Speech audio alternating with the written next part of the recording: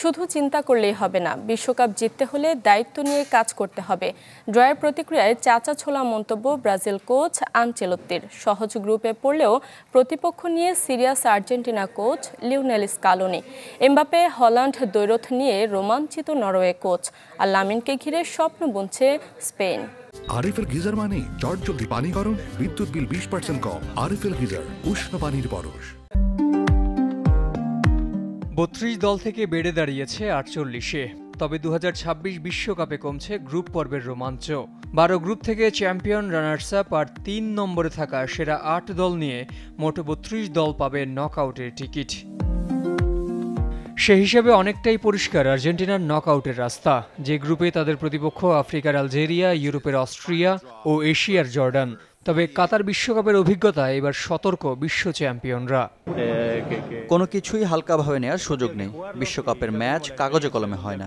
আর যেটা আমরা গেল আসরে দেখেছি, প্রথম ম্যাচে সৌদি আরবের সাথে ভালো কাটেনি। সুতরাং যখন মাঠে নামবো সর্বোচ্চ দিব। মৃত্যুকূপ না হলেও তুলনামূলক কঠিন গ্রুপে ব্রাজিল। সেলেসাওদের লড়তে হবে মরক্কো, স্কটল্যান্ড ও হাইতির সাথে। তার উপর অনিশ্চিত নেইমার। আরাধ্য হেক্সা স্বপ্ন পূরণে অবশ্য জোরালো প্রতিশ্রুতি দিতে পারেননি কোচ কার্লো আনচেলত্তি। নেইমার বিশ্বকাপ জিততে পারে এমন চিন্তা থেকে আমাদের দূরে থাকা উচিত।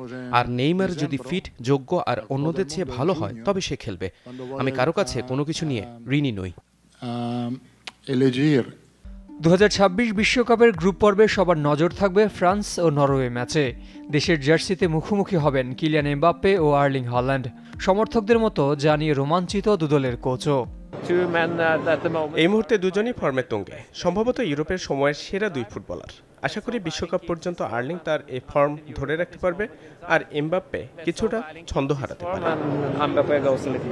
যুক্তরাষ্ট্র, কানাডা ও মেক্সিকো আসরে হট ফেভারিট স্পেন, যে দলের তুরুপের তাস লামিন ইয়ামাল।